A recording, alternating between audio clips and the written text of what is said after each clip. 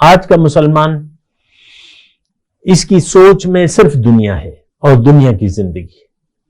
فَأَعْرِضْ عَمَّنْ تَوَلَّى عَنْ ذِكْرِنَا وَلَمْ يُرِدْ إِلَّا الْحَيَاةَ الدُّنْيَا.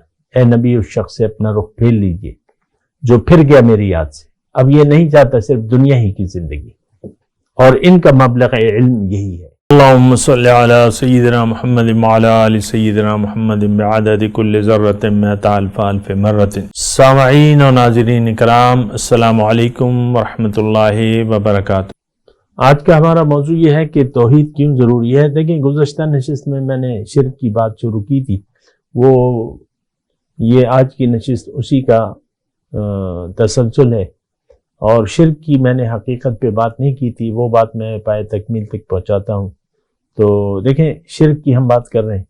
انسان خلاصہ کائنات ہے. ہم انسان کی گزشتہ نشست میں ہم بات کر رہے تھے انسان کی حقیقت کی.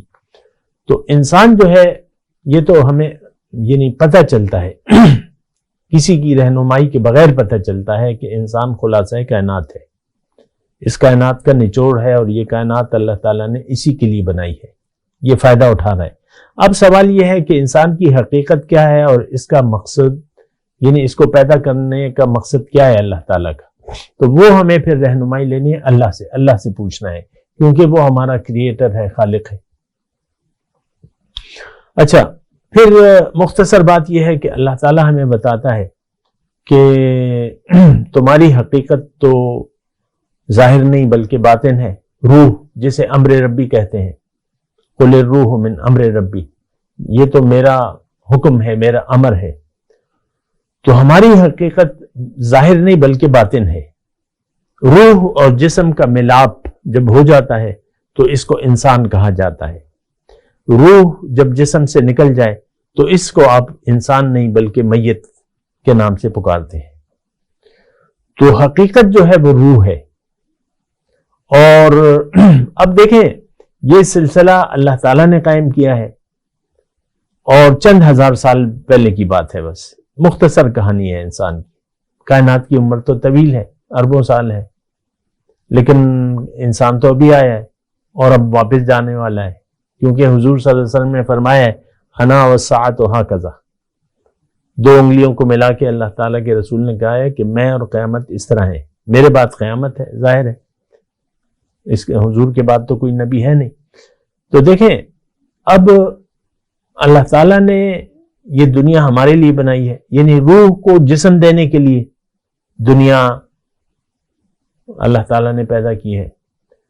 ایک حدیث ہے، حدیث قدسی، کنت کنزا مخفیا فاحببت ان اعرف فخلقت الخلق.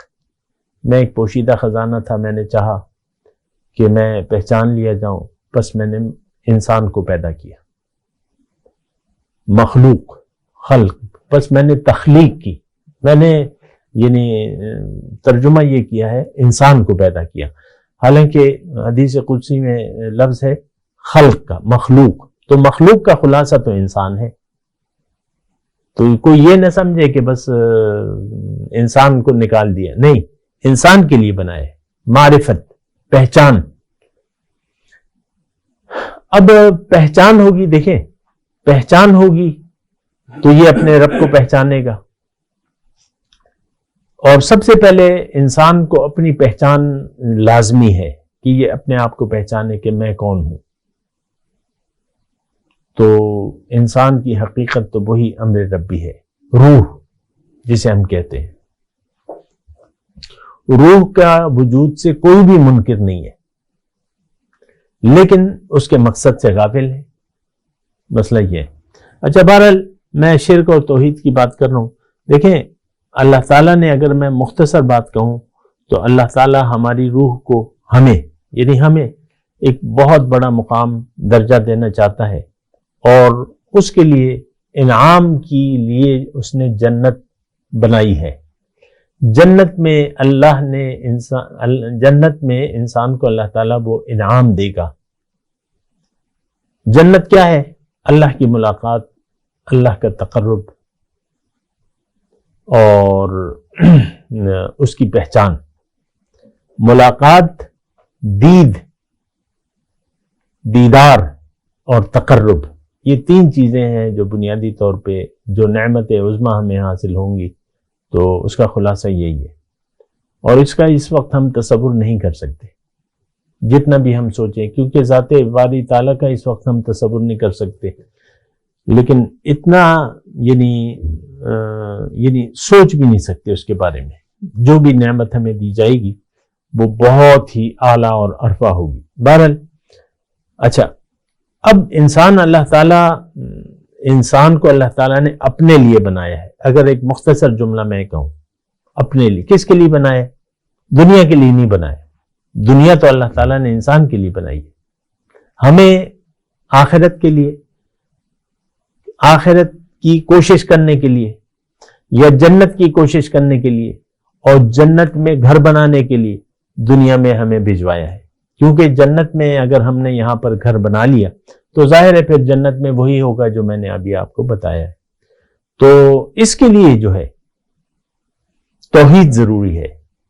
زندگی یعنی اللہ تعالیٰ نے انسان کے لیے دنیا، کائنات میں پھر دنیا، اور دنیا میں پھر یہ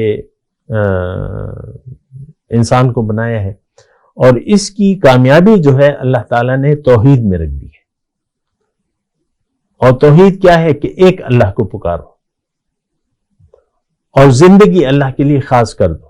فدع اللہ مخلصین لہ الدین، اللہ کو پکارو اور زندگی اس کے لیے خالص کر دو۔ تو یہ بڑی بنیادی بات ہے۔ اصل میں جو یہ باتیں ہیں میری تو بہت سے لوگوں کی سمجھ سے بالاتر ہے، اور اس میں لوگوں کی دلچسپی نہیں ہے،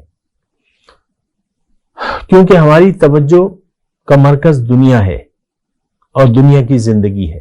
کھا لے پی لے جی لے، مزے کرو مزے اڑاؤ، اسی طریقے سے ہم زندگی گزار رہے ہیں۔ تو دیکھیں، توحید مختصر الفاظ میں، باقی تو تفصیلات ہیں وہ میں بیان کرتا رہتا ہوں، آپ بھی جائیں گی۔ توحید یہ ہے کہ آپ اپنے مقصود یعنی اللہ کی طرف توجہ کریں، اللہ کے لیے زندگی گزاریں اور اللہ کی مرضی سے گزاریں، یہ توحید ہے۔ بنیادی باتیں میں نے بیان کی ہیں کہ ایک تو آپ کی زندگی میں للہیت ہونی چاہیے، اللہ کے لیے۔ ہم تو سوچتے ہیں، ساری سوچ تو دنیا تک محدود ہے، ہم دنیا کے لیے آج کا مسلمان دنیا کے لیے جی رہا ہے اور جینا چاہتا ہے، اللہ کے لیے جینا اس کے لیے کوئی نئی بات ہے، اجنبی سی بات ہے۔ تو اللہ کے لیے زندگی، اللہ کی وجہ سے، اللہ کے لیے اور اللہ کے حکم کے مطابق، یہ توحید ہے۔ لیکن اگر آپ نے زندگی کا رخ بدل لیا اور دنیا کو مقصود بنا لیا تو ظاہر ہے پھر اللہ کی ہدایت، اللہ کی مرضی یا اللہ کی رضا آپ کے لیے اس کی کوئی اہمیت نہیں ہوگی، پھر آپ ظاہر کے لیے زندگی گزاریں گے۔ اگر آپ کی مقصود اللہ نہیں ہے تو پھر اللہ کی بندگی آپ کے لیے محال ہے، آپ نہیں کر سکتے۔ تقویٰ یہ بھی آپ کی زندگی سے میں آ بھی نہیں سکتا، پھر آپ اپنی مرضی سے زندگی۔ تو بہرحال یہ ایک بنیادی بات ہے جو سمجھنے کی ضرورت ہے۔ ہمارا رخ، آج کے مسلمان کا رخ تو ظاہر کی طرف ہے، ظاہر ہی اس کا مدعا ہے، اور یہ ہمارا جینا مرنا ظاہر کے لیے ہے۔ جو مومن ہوتا ہے اس کا مرنا جینا اللہ کے لیے ہوتا ہے، اس کا رخ بھی اللہ کی طرف ہوتا ہے، اس کی منزل بھی اللہ ہوتی ہے، اس کی ترجیح بھی اللہ ہوتی ہے، آخرت اس کی ترجیح ہوتی ہے، دنیا اس کے لیے ایک راستہ ہے، دنیا میں اسباب کو استعمال کرتا ہے، زندگی گزارتا ہے، لیکن اس کے ہر کام میں للہیت ہوتی ہے اور ہونی چاہیے۔ ہمارے ہر کام میں، دنیا میں زندگی گزارنے کے ہر کام میں نفسانیت ہے، للہیت نہیں ہے۔ ہماری منزل دنیا بن گئی ہے، ہم آج کا مسلمان دنیا کے لیے جی رہا ہے، آخرت کے لیے جینا آخرت پہ تو اس کا یقین بھی نہیں ہے۔ بہرحال میں آپ کو یہ بات بتا رہا ہوں کہ آپ ذرا سوچ سمجھ کر زندگی گزاریں۔ آج کا مسلمان اس کی سوچ میں صرف دنیا ہے اور دنیا کی زندگی۔ فَأَعْرِضْ عَمَّنْ تَوَلَّىٰ عَنْ ذِكْرِنَا وَلَمْ يُرِدْ إِلَّا الْحَيَاةَ الدُّنْيَا۔